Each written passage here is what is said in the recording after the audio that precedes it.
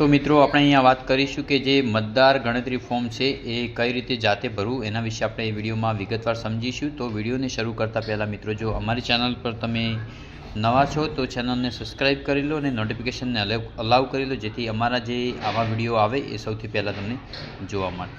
તો સૌપ્રથમ મિત્રો જે એ કેટેગરીની અંદર આવતા હોય છે એટલે કે જે 40 વર્ષથી જે વધારે ઉંમર છે એટલે એમનું નામ 2025 થી 2002 ની યાદીની અંદર તે લોકો નામ ધરાવતા હોય છે એ લોકો એ કેટેગરીની અંદર આવતા હોય છે। તો એમનું ફોર્મ કઈ રીતે ભરવું તો આપણે વિડીયોમાં વિગતવાર સમજીશું। તો મિત્રો અહીંયા આગળ એમની ડિટેલ આપેલી હોય છે, એમનું નામ આપેલું હોય છે, પછી એમનો ચૂંટણી કાર્ડ નંબર, એમનું સરનામું, પછી અનુક્રમ નંબર આપેલો હોય છે, ભાગ નંબર અને વિધાનસભા જે તે લાગતી હોય એ અને એમનું જે રાજ્ય હોય છે એ અહીંયા આપેલું હોય છે અને અહીંયા આગળ એમનો બ્લેક એન્ડ વ્હાઇટ ફોટો આપેલો હોય છે।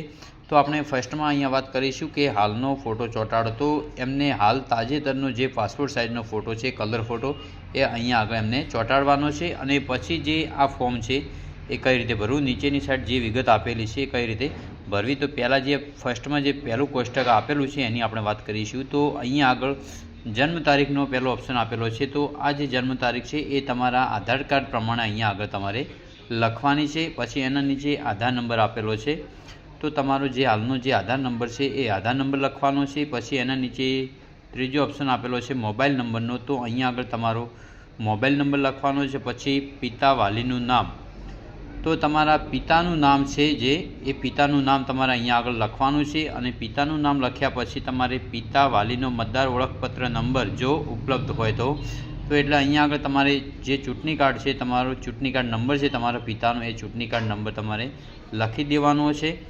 પછી અહીંયા આગળ માતાનું નામ છે તો તમારા મમ્મીનું નામ અહીંયા આગળ તમારે લખવાનું છે આ બોક્સમાં।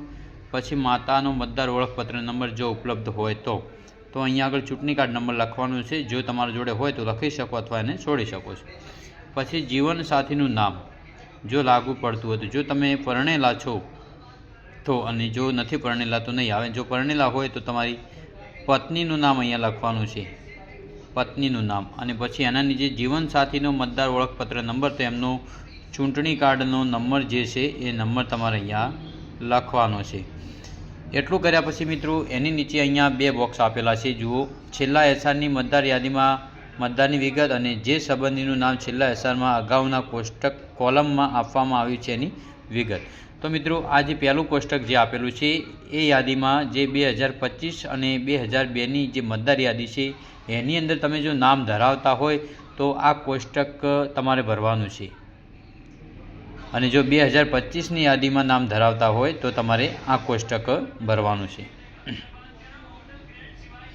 તો મિત્રો અહીંયા આપણે વાત કરીશું જે 40+ વધારે ઉંમર ધરાવે છે એ લોકોને જે પહેલું ફર્સ્ટમાં જે છેલ્લા એસારની મતદાર યાદીમાં મતદાનની વિગતો એ પહેલું જે કોષ્ટક આપેલું છે એ કોષ્ટક તમારે ભરવાનું છે। તો ફર્સ્ટમાં અહીંયા આપેલું છે મતદારનું નામ, તો તમે તમારું જે નામ છે અહીંયા આગળ જે ચૂંટણી કાર્ડમાં નામ આપેલું છે એ ચૂંટણી કાર્ડનું નામ તમારે અહીંયા આગળ લખવાનું છે। પછી મતદાર ઓળખપત્ર નંબર, તો તમારા ચૂંટણી કાર્ડનો નંબર જે અહીંયા આપેલો છે એ ચૂંટણી કાર્ડનો નંબર તમારે લખવાનો છે। પછી અહીંયા સંબંધીનું નામ, સંબંધીના નામમાં તમારા પિતાનું નામ લખવાનું છે, જે તમારા પિતાનું નામ છે એ પિતાનું નામ અહીંયા આગળ લખવાનું છે। પછી સંબંધ આ તમારે એમના શું સંબંધ થાય તો તમારા પિતા થાય, તો અહીંયા આગળ તમારે પિતા કરવાનું છે। પછી જિલ્લો, તમારો જે જિલ્લો હોય જિલ્લો લખવાનો છે।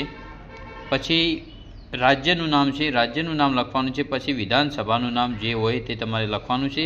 પછી અહીંયા 3 કોષ્ટક આપેલા છે, વિધાનસભા મત વિભાગનો નંબર, ભાગ નંબર અને અનુક્રમ નંબર। તો આ જે નંબર છે એ તમારી જે યાદી છે મતદારની યાદી એમાં તમને મળી જશે।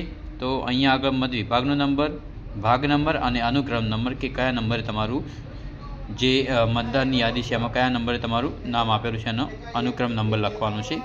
એટલું કર્યા પછી અહીંયા આગળ મિત્રો મતદાર અથવા પરિવારના કોઈપણ પુખ્ત સભ્ય એટલે કે સંબંધનો ઉલ્લેખ કરો ની તારીખ સાથે સહી, ડાબા અંગૂઠાની છાપ, એટલે તમારી સહી કાં તો અંગૂઠો બંનેમાંથી જે હોય એ તમારે અહીંયા કરી દેવાનું છે। અને પછી અહીંયા આ જે ફોર્મ છે આમાં BLO એમને પોતે સહી કરી દેશે। તો આ રીતે તમે જે એ કેટેગરીની અંદર આવે છે એટલે કે 40+ વધારે જે ઉંમર ધરાવે છે એ લોકો આ રીતે એમનું ફોર્મ ભરી શકે છે। મિત્રો વિડીયોમાં આટલું જ, મળીએ નેક્સ્ટ વિડીયોમાં, ત્યાં સુધી જય હિન્દ, જય ભારત।